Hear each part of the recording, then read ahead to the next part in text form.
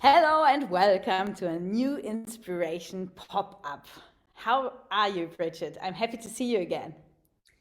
You too. It's been a little while. You had an adventure since we last spoke. Yes, I had a bit of time off again. I was skiing, that was really good, and it was just dream weather, dream snow. It was really nice after being in Dubai to be in the snow. Yeah, and that is my kind of inspiration. And we are talking about inspiration today, how to be inspired and how to get inspired and how to stay inspired as well. What is your first hint? Acceptance.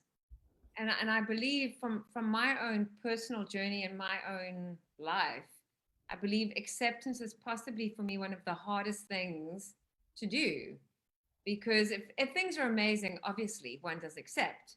However, when things are a little bit more challenging or not going possibly in the way that I want them to, or the way that I dreamed or hoped them to go, that acceptance can be quite hard, but it's a very good way to keep that inspiration by accepting what's going on in the things, especially the things you cannot change.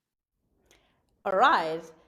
But if you are in a state where you don't feel really inspired, how do you get then inspired? Even if, because sometimes acceptance, it's not so easy to understand, to feel, because if you have, I don't know, problems at work or with your partner, whatever, and then how do you get inspired then? For me, it always starts with you, as in not as in you, as in one. So that would mean looking at what can you do differently or what can you work on within yourself, as opposed to, so say things aren't going well with a partner, well, who are you being in that relationship and what can you bring? If things aren't going well at work, well, what could you do differently? So those are things you can change. Okay. And I had also a very good shift when I wanted to change something, and then I was doing a research on what is like when I wanted to have adventure or more variety. So, what kind of jobs or what kind of hobby as well is having this, and that was the first step to do your research. Even if you have your values you google your values in a certain combination, and then you will see what pops up, and sometimes you think, ah, interesting combination, would never have thought of that. No? So this was for me also a really big box of inspiration. Yeah. As long as there's a natural kind of flow with it. Yeah. Very hard to be motivated or to be inspired when there's a lot of pressure or you're putting a lot of pressure on yourself, because the inspiration doesn't come from feeling pressurized.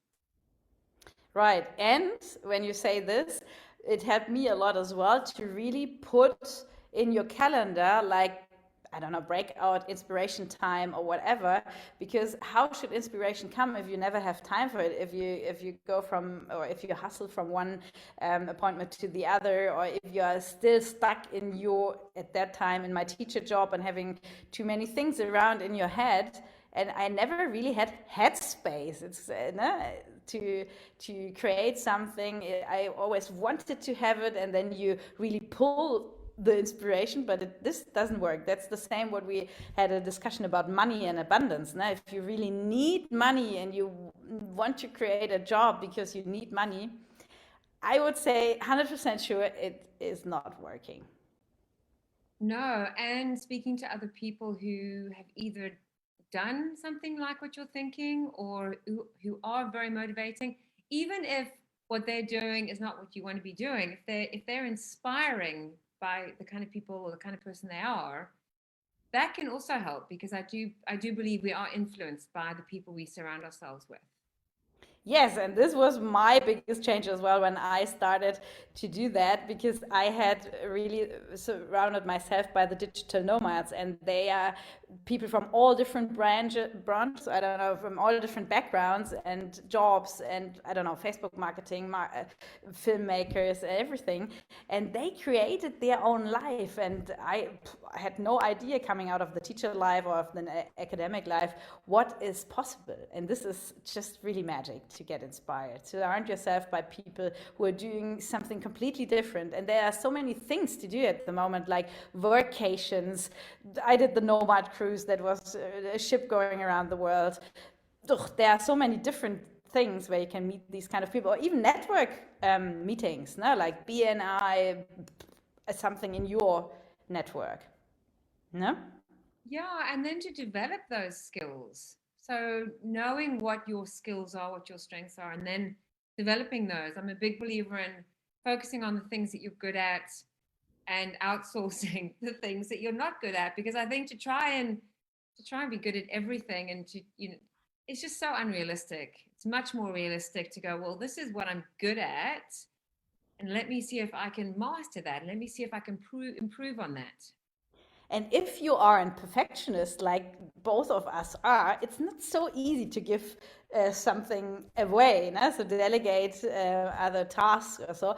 But you will see it is worth to get help, to not to make everything alone or think that you must do it alone. So this is also a thing that gives you inspiration, because it gives you room and space to create something new.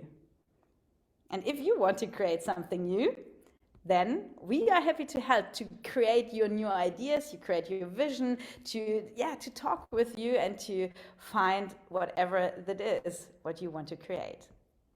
We are happy to inspire you. See you next week. See you next week. Bye.